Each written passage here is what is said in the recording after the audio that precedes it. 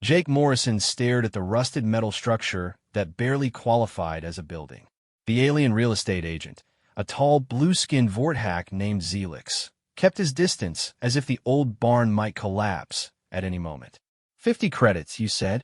Jake asked, running his weathered hand along the corroded hull plating that formed the barn's walls. The metal felt cold, even through his work gloves. Yes, human. 50 credits, and it is yours. The previous owner, may his essence find peace, left no heirs. The local mining guild wants it gone. Zelix's translator device gave his words a mechanical undertone. I must warn you again. This property sits on the edge of the disputed zone. Strange things happen here. Jake chuckled. After 20 years of working the asteroid belts, strange was just another word for Tuesday. What kind of strange? The Vorthack's tentacle-like fingers twisted nervously.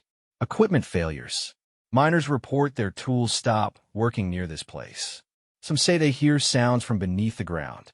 The guild has lost 3 survey teams in the surrounding area over the past cycle. Lost how? Jake stepped closer to the barn's main entrance, a massive sliding door that had seen better decades. The metal framework showed clear signs of hasty construction, as if someone had needed shelter fast and hadn't cared about appearances. They simply vanish. No distresignals, no trace. One day they are there, the next.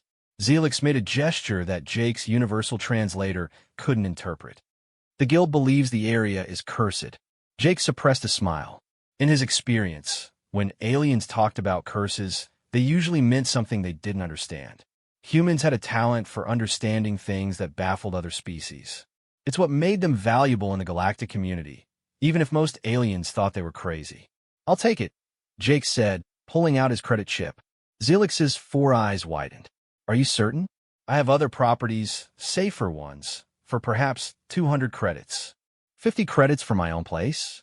On a mining world where land usually goes for thousands? Yeah, I'm certain. Jake inserted his chip into Zelix's payment device. The transaction completed with a soft beep. Very well. The deed transfer is complete. May your ancestors guide you safely, human. Zelix handed over a physical key, an actual metal key, which surprised Jake. Most modern locks used biometric scanners. After Zelix's hover vehicle disappeared into the orange sky, Jake approached the barn alone. The key fit perfectly into an old-fashioned lock mechanism built into the doorframe. The lock clicked open with satisfying precision. Inside, the barn was larger than it appeared from outside. Much larger. The interior stretched back at least 50 meters, with a high ceiling that disappeared into shadows. Makeshift workbenches lined the walls, and what looked like mining equipment sat covered by tarps. Jake whistled low. The previous owner had clearly been a miner, but the setup was impressive. Most independent miners could barely afford basic gear, but this place looked like it could outfit a small expedition. He pulled the tarp off the nearest piece of equipment and froze. The device underneath wasn't like anything he'd seen before. It resembled a drill, but the metal was too smooth, too perfect. No manufacturing marks, no brand identifiers. The entire thing seemed to be carved from a single piece of some unknown alloy. What were you up to, old-timer? Jake muttered, running his fingers along the device's surface. The metal felt warm despite the barn's chill. As he explored deeper into the barn, Jake found more unusual equipment. There were scanning devices that looked decades ahead of current technology, cutting tools that seemed to bend light around their edges, and storage containers made from materials he couldn't identify. In the back corner, partially hidden behind a stack of conventional mining supplies, Jake discovered something that made his breath catch. It was a map, but not printed on paper or displayed on a screen. Instead, it hung in the air above a small projector, showing a 3-dimensional layout of the surrounding area. The map revealed something extraordinary. Beneath the barn, and extending for kilometers in every direction, was a vast network of tunnels and chambers. The passages were too regular, too purposeful to be natural. Someone or something had carved them with incredible precision. Jake studied the map more closely. Red markers dotted various locations throughout the tunnel system. Each marker pulsed slowly, like a heartbeat. At the center of the network, directly beneath the barn, was a large chamber marked with symbols he didn't recognize. "This is why the miners disappeared," Jake said to himself. "They found something down there." He noticed a small console beneath the map projector.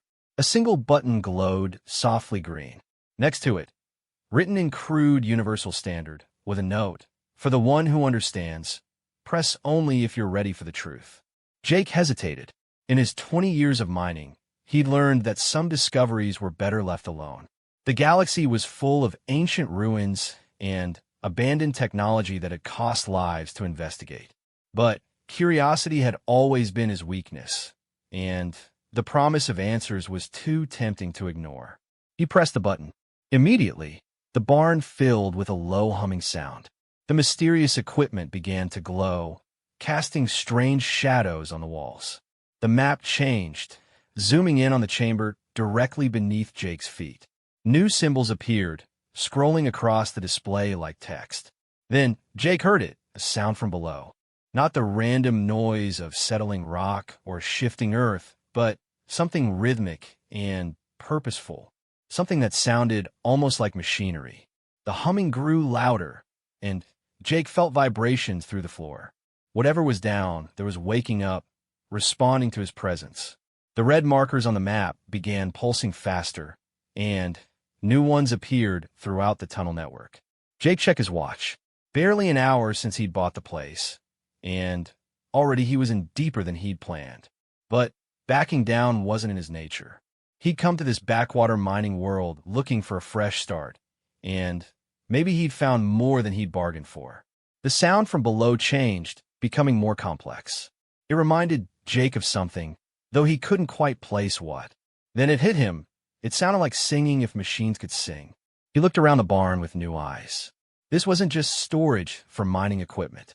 It was a monitoring station, a control center for whatever lay beneath the surface. The previous owner hadn't been mining the asteroid fields above. He'd been investigating something far more significant. And now, whatever it was, it knew Jake was here. Jake spent the night in his small transport ship, parked outside the barn. Sleep didn't come easily with the strange humming continuing beneath the ground. By dawn, his curiosity had won over caution. He returned to find the barn transformed. The equipment that had been dormant yesterday now displayed holographic interfaces in dozens of languages. Most he didn't recognize, but several were from species he'd worked with over the years. Vorthak, Zinthari, even some ancient human dialects that predated galactic contact. "Whoever you were, old man, you weren't just any miner," Jake said, examining a console covered in symbols from at least 6 different civilizations. The map still hovered in the back corner, but now it showed additional details. The tunnel network extended much deeper than he'd first realized, with passages reaching down several kilometers. Some chambers were massive, large enough to house entire cities.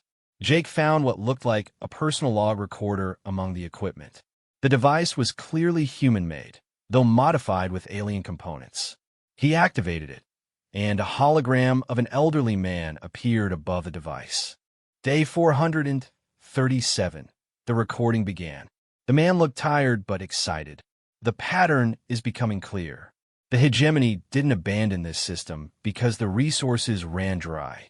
They left because they found something that scared them." Jake paused the recording. The hegemony had been the dominant galactic power before the current confederation.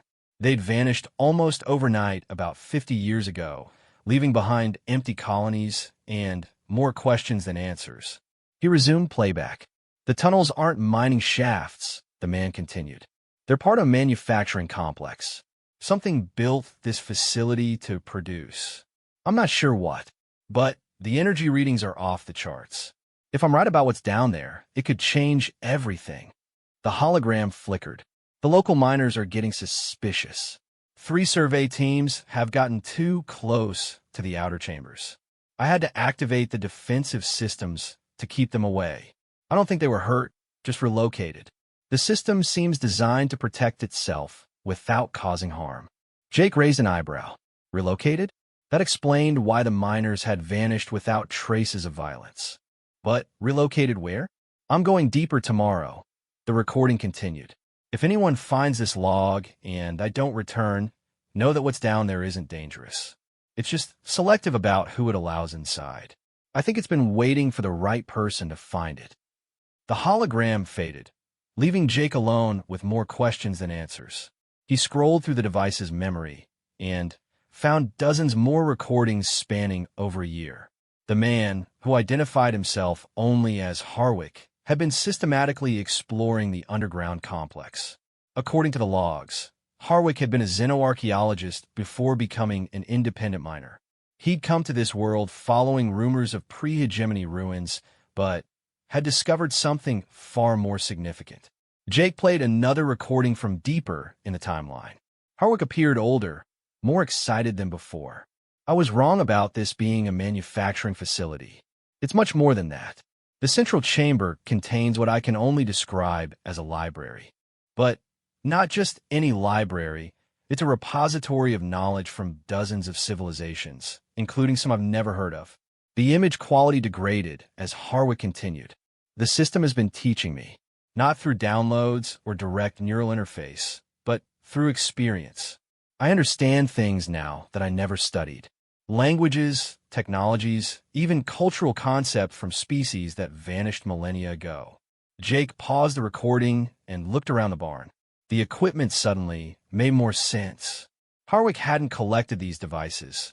He'd built them using knowledge gained from whatever was below. He found the most recent recording and played it. Harwick looked different now, younger somehow, despite the time that had passed. His eyes held a depth of understanding that seemed almost alien. "Final log," Harwick said. "I've learned what this place really is. It's not just a library or a factory. It's a test. The hegemony found it and failed. They were too rigid, too afraid of change.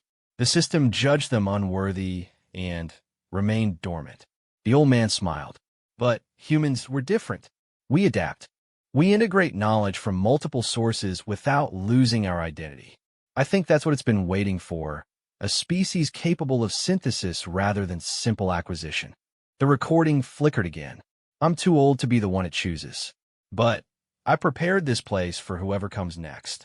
If you're watching this and you're human, you might be what it's looking for.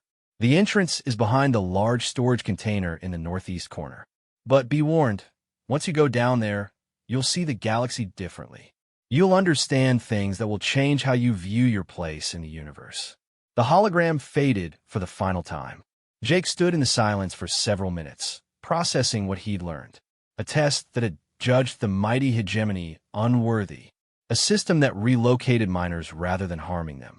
Knowledge that could change everything. He walked to the northeast corner and found the storage container Harwick had mentioned. Moving it revealed a hidden panel on the floor. The panel responded to his touch, sliding aside to reveal a shaft leading down into soft blue light. The shaft contained a lift platform that had clearly been built for human proportions. As Jake stepped onto it, the platform began to descend automatically. The walls of the shaft were smooth as glass, but somehow Jake could see through them into the surrounding rock. Passages branched off at various levels, each one perfectly circular and emanating the same blue glow. After what felt like an hour but was probably only minutes, the platform stopped.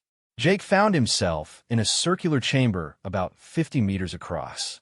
The walls were covered in patterns that seemed to shift when he wasn't looking directly at them. In the center of the chamber stood a single pedestal supporting a sphere of swirling light. As Jake approached, the sphere pulsed brighter. He could feel it scanning him somehow, not just his physical presence, but something deeper. His memories, his experiences, his fundamental nature. Then it spoke, not in words, but directly into his mind. "Welcome, human. We have been waiting a very long time for your kind to find us." Jake fought the urge to step backward as the voice filled his mind. It wasn't hostile, but the sheer presence behind it was overwhelming. He forced himself to remain calm, drawing on decades of experience dealing with alien contact situations. "What are you?" he asked aloud, though he sensed the entity could read his thoughts if it chose to. "We are the architects," came the reply. "We are what remains of those who built this galaxy's first great civilization. Long before the hegemony, before the current confederation, we created the foundation upon which all others built. The chamber around Jake shifted, the walls displaying images of impossible cities floating in space, vast ring worlds around distant stars, and technologies that seemed to blend science with art. These are our works. But we learned, as all civilizations must, that creating is not the same as enduring. Jake found his voice. What happened to you? We transcended physical form, but in doing so, we lost the ability to directly influence the galaxy we had shaped. We became observers, guardians of knowledge. We built repositories like this one throughout the galaxy, waiting for species capable of carrying our legacy forward.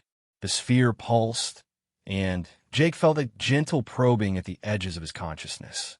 Not invasive, more like a careful examination. The hegemony found 17 of our repositories. They took what they could understand and ignored what they could not. Their rigid thinking prevented them from accessing our deeper knowledge. Images flashed through Jake's mind. Hegemony scientists struggling with architect technology, growing frustrated when it wouldn't conform to their established theories. They saw our gifts as tools to be mastered rather than wisdom to be integrated. When they realized they could not control our knowledge, they abandoned the repositories and declared the sites forbidden. But humans are different, Jake said, beginning to understand. Yes, your species has a unique characteristic. Where others seek to dominate or categorize knowledge, humans synthesize it. You take concepts from multiple sources and create something new. This flexibility, this adaptive nature, is what we have been seeking. The sphere floated down from its pedestal, hovering at Jake's eye level. Your friend Harwick confirmed our assessment. He spent months proving that humans could integrate our knowledge without losing their essential nature. But he was too old, too set in his ways to be the bridge we need. Bridge to what? To the next phase of galactic evolution. The current confederation is stagnating. The species have grown comfortable with their limitations, accepting that certain technologies are beyond their reach. They need guidance, but not domination. They need an example of what is possible. Jake felt a weight of responsibility settling on his shoulders. You want me to what, exactly? Become some kind of teacher? We want you to become what you already are, a human who adapts and overcomes. The knowledge we will share with you cannot be forced upon others. It must be demonstrated, lived, integrated into your actions until others see its value and seek to understand. The chamber filled with a warm glow, and Jake felt information beginning to flow into his mind. Not overwhelming downloads like sci-fi movies portrayed, but gentle streams of understanding. He began to comprehend technologies that had baffled scientists for centuries, saw solutions to problems that had seemed insurmountable. The defensive systems that relocated the missing miners, Jake said as understanding dawned. You were protecting this place. Correct, but also testing. Each miner who approached was evaluated. None possessed the flexibility of thought we required. They were relocated to safe areas with no memory of their experience here. No harm was done. Jake nodded, appreciating the careful balance between protection and mercy. What happens now? Now you learn. The repository contains the accumulated knowledge of our civilization and many others we encountered. Technologies, philosophies, cultural insights from across the galaxy. Some concepts will take years to fully understand. Others will become clear immediately. The flow of information increased slightly, and Jake gasped as new understanding bloomed in his mind. He could see how to improve standard mining equipment efficiency by 300% using simple modifications. He understood the principles behind faster-than-light communication that didn't require massive relay stations. Most remarkably, he grasped the fundamentals of energy manipulation that could revolutionize how every species approach power generation. This is incredible, Jake whispered. But why me specifically? Surely there are humans more qualified, more educated. Education can be a limitation. The architects replied. You possess something more valuable, practical experience with multiple species, and their technologies. You understand how to work with beings who think differently than humans. Most importantly, you have spent your life solving problems with limited resources. These skills will serve you well. The sphere began to pulse rhythmically, and Jake realized he was being prepared for something. There is one more thing you must understand. This knowledge comes with a responsibility. You will be changed by it, enhanced in ways that will become apparent over time. But you will still be human. That is crucial. Others must see that advancement is possible without losing one's essential identity. Jake felt changes beginning in his body and mind. His vision became sharper, able to perceive electromagnetic spectra beyond normal human range. His mind processed information faster, making connections that would have taken hours of conscious thought. But underneath it all, he was still Jake Morrison, independent miner who'd always been too curious for his own good. The galaxy stands at a crossroads, the architects continued. The Confederation maintains peace through careful balance, but that balance is fragile. New threats emerge from beyond the galaxy's edge. Ancient enemies stir in forgotten corners of space. The current level of technology and cooperation will not be sufficient to face what is coming. Images flashed through Jake's mind of vast ships moving between galaxies, of technologies so advanced they seemed like magic, of civilizations that viewed entire galaxies as resources to be consumed. Humanity's gift for adaptation and synthesis is exactly what the galaxy needs. But the knowledge must spread gradually, naturally. If it appears too alien or is forced upon unwilling recipients, it will be rejected just as the hegemony rejected it. Jake understood. He would need to be subtle, showing rather than telling, demonstrating improvements that others could accept and build upon. How long do I have? Time is fluid at this scale. The external threats we showed you are still centuries away. But the foundation for resistance must be laid now. Each species that adopts our principles, each technology that improves their capabilities, strengthens the galaxy's ability to survive what is coming. The sphere rose back to its pedestal, but the connection between Jake and the architects remained strong. You will not be alone in this task. The repository will remain accessible to you, and through you to others who prove worthy. The knowledge will spread as it should, through understanding and choice, not force. Jake looked around the chamber with new eyes. He could see the intricate beauty of the architect technology, understand the elegant solutions embedded in every surface. This place wasn't just a library or a test. It was a seed, waiting for the right conditions to grow into something that could reshape the galaxy. 3 months after his first encounter with the architects, Jake had transformed his barn into the most efficient mining operation on the planet. Word spread quickly through the mining community about the human who could extract twice the usual yield with half the effort. It's impossible, grumbled Corvex, a veteran Zinthri miner, as he examined Jake's latest haul. The crystalline formations Jake had extracted were not only larger than normal, but showed a purity that shouldn't have been achievable with standard equipment. Your gear is ancient compared to mine. Jake smiled, wiping oil from his hands. It's not about having the newest equipment. It's about understanding how to use what you have better. He'd spent weeks carefully modifying his mining tools using architect knowledge, but making the improvements appear like clever engineering rather than alien technology.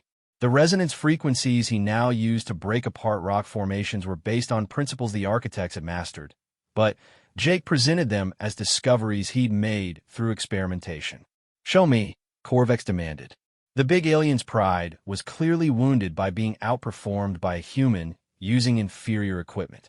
Jake led Corvex to his work site, a seemingly unremarkable section of the asteroid field that other miners had abandoned as played out. The trick is reading the rock's natural stress patterns, Jake explained, running his scanner over the asteroid surface. The device, enhanced with architect upgrades that appeared to be standard modifications, revealed a three-dimensional map of the asteroid's internal structure. See these fracture lines?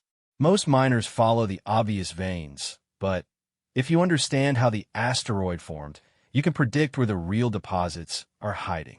Jake positioned his drill at what looked like a random spot and began cutting. 20 minutes later, he'd exposed a vein of rare earth elements worth more than most miners made in a month.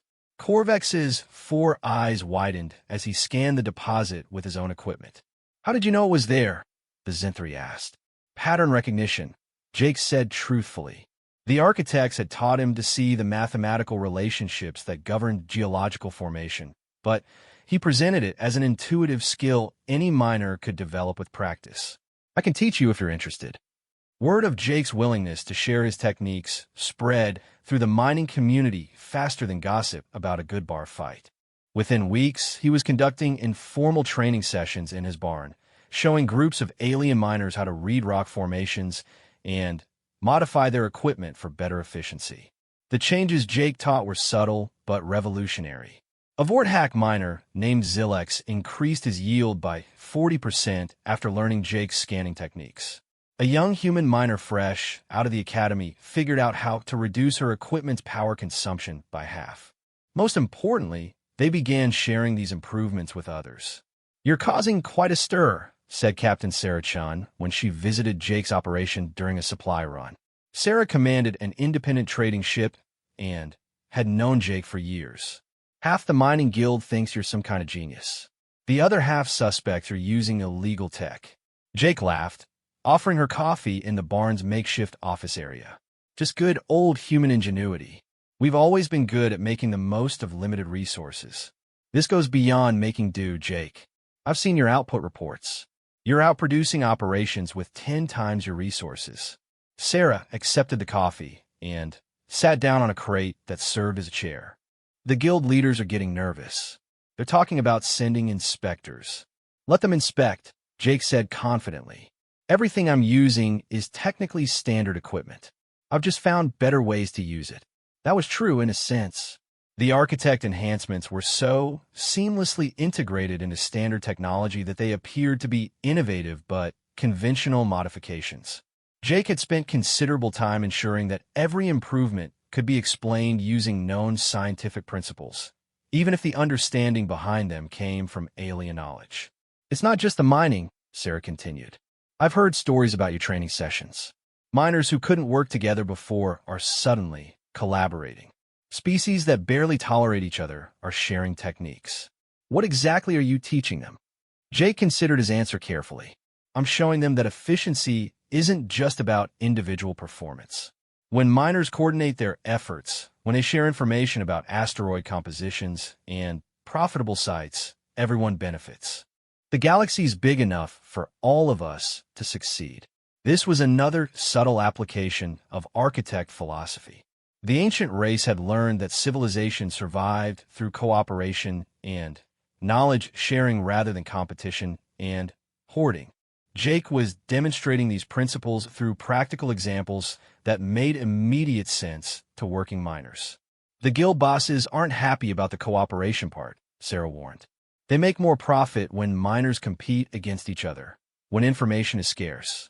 If everyone starts working together, then maybe the guild needs to adapt their business model," Jake finished.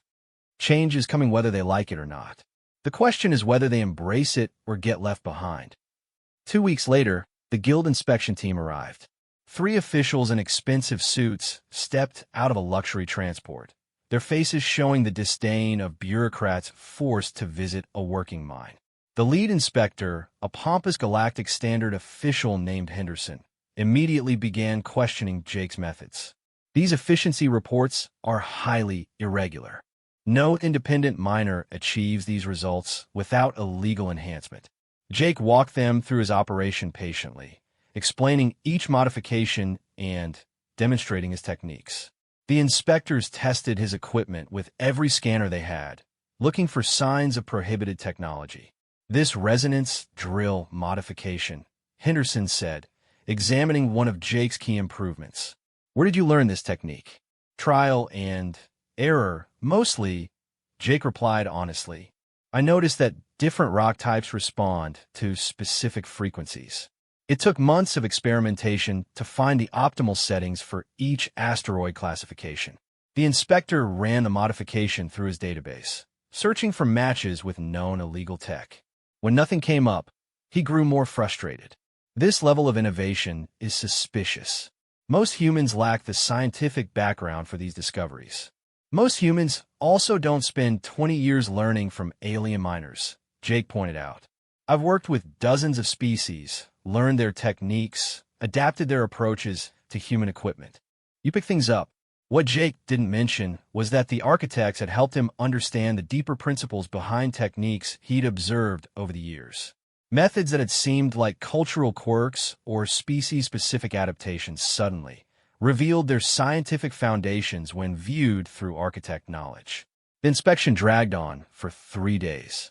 The officials tested Jake's equipment, interviewed the miners he'd trained, and reviewed every transaction and supply order for the past 6 months. In the end, they found exactly what Jake had intended them to find: innovative but legal modifications that any skilled engineer could have developed with enough time and experience. We find no evidence of illegal technology, Henderson admitted grudgingly as his team prepared to leave. However, we recommend that the Guild monitor this operation for any future irregularities. After the inspectors left, Jake stood in his barn, surrounded by equipment that represented humanity's first tentative steps toward architect-level technology. The modifications were minor compared to what was possible, but they were spreading. Miners across the sector were adopting his techniques and improving upon them. Knowledge was flowing through the galactic community just as the architect had intended. The test had been more than just demonstrating human adaptability to the architects. It had been proving to the galaxy that advancement was possible without losing cultural identity, that cooperation produced better results than competition, and that knowledge shared freely grew stronger rather than weaker.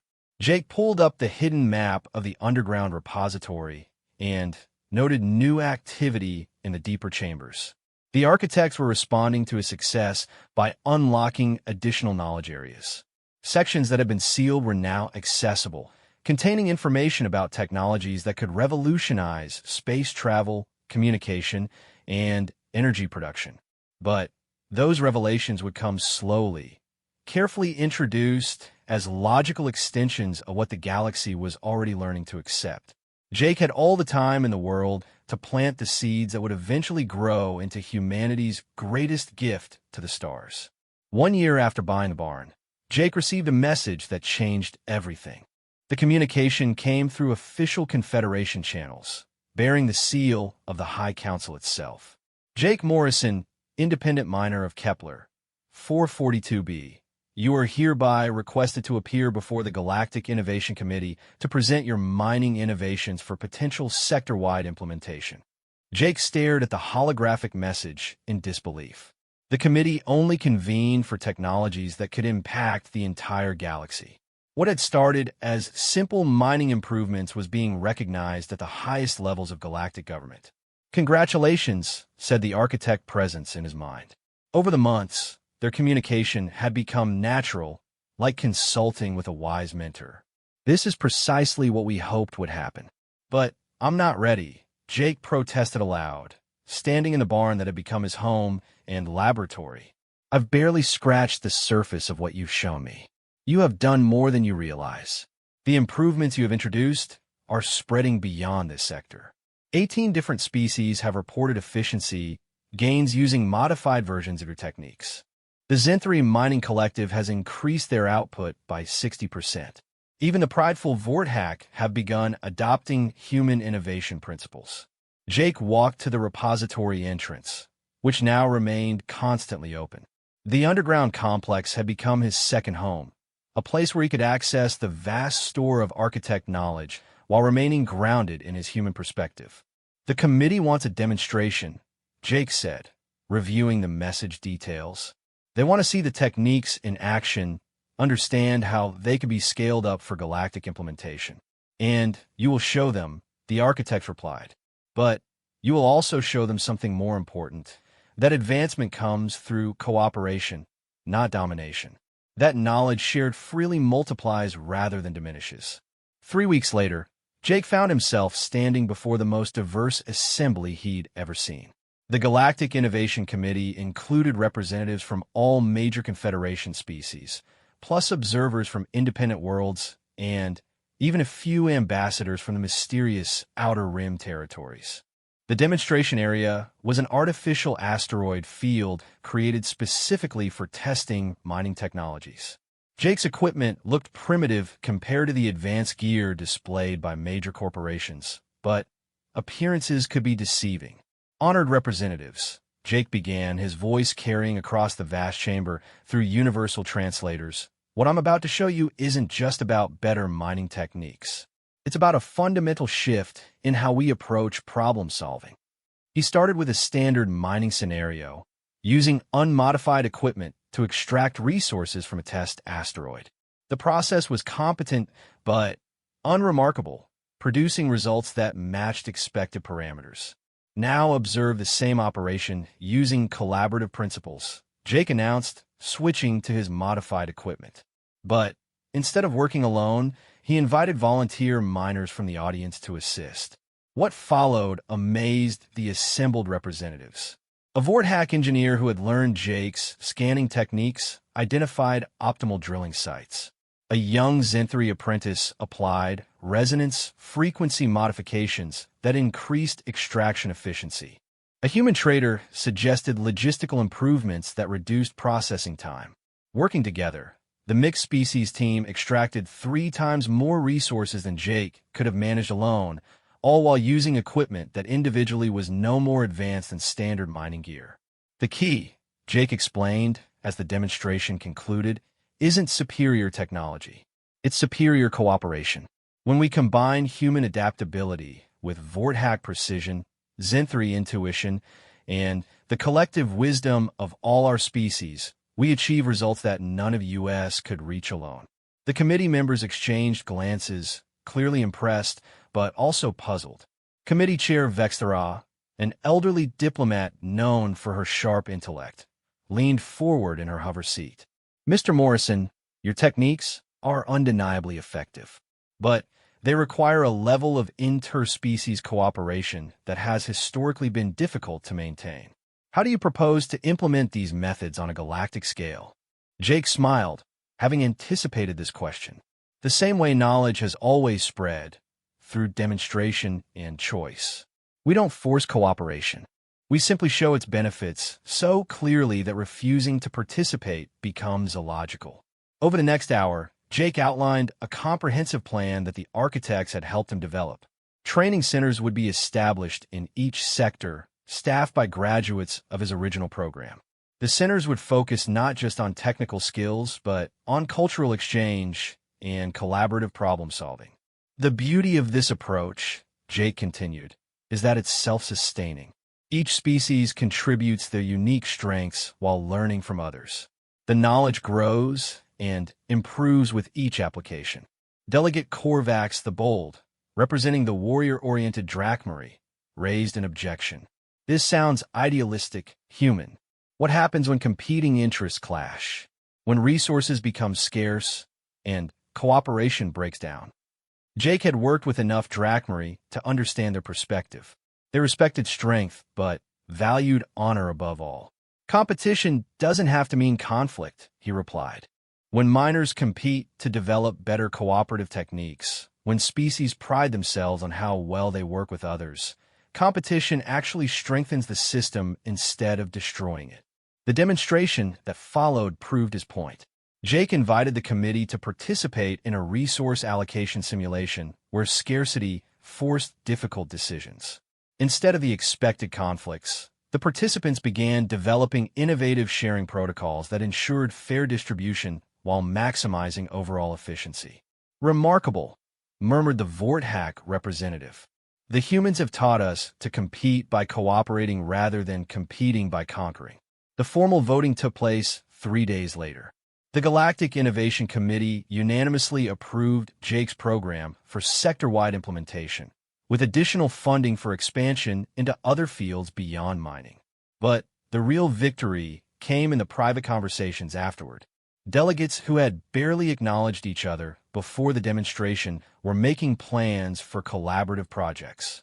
The icy relationship between the Vorthack and Zenthri began thawing as they discovered mutual benefits in Jake's approaches. You have exceeded our expectations, the architects told Jake as he prepared to return home. The seed has taken root and begun to grow. Jake stood at the observation deck of his transport, watching the committee station reseed into the distance. In a few months, the first training centers would open. Knowledge would spread from species to species, world to world. The careful foundation for galactic cooperation would be laid. This is just the beginning, isn't it? Jake asked. Yes, came the reply.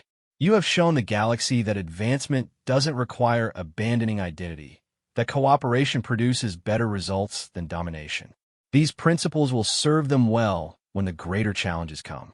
Jake nodded, thinking about the images he'd seen of threats emerging from beyond the galaxy's edge. Somewhere in the vast darkness between galaxies, ancient enemies stirred. But when they arrived, they would find not a collection of competing civilizations, but a unified galaxy that had learned to blend the strengths of all its peoples. 6 months later, Jake stood in his barn watching a news report about the third collaborative mining operation to break galactic efficiency records. The techniques he'd introduced were evolving, improving as different species added their own innovations to the foundation he'd provided. But, more importantly, the spirit of cooperation was spreading beyond mining. Joint scientific expeditions were making breakthrough discoveries. Multi-species engineering teams were developing technologies that no single civilization could have created alone. The galaxy was becoming stronger through unity while maintaining the diversity that made it vibrant. The hegemony tried to impose uniformity, the architects observed. They failed because they didn't understand that strength comes from synthesis, not suppression. Jake smiled, watching ships from a dozen different worlds working together in the asteroid field outside his barn. What had started with a 50-credit purchase and curiosity about strange sounds had become something that would reshape the galaxy. In the distance, new structures were rising, cooperative mining stations, joint research facilities, and training centers where the next generation would learn that their differences were strengths to be celebrated rather than obstacles to be overcome. The barn still hummed with activity below ground. The architect repository continuing to unlock new knowledge as humanity proved worthy of each gift. But the most important gift had already been given and received, the understanding that the galaxy's greatest strength lay not in any single species' achievements, but in what they could accomplish together. Jake Morrison had bought an old barn for 50 credits and discovered something that miners feared. But what he'd found wasn't a threat to be avoided. It was humanity's greatest gift to the stars, the ability to bring out the best in everyone through cooperation, adaptation, and the simple understanding that together, any challenge could be overcome.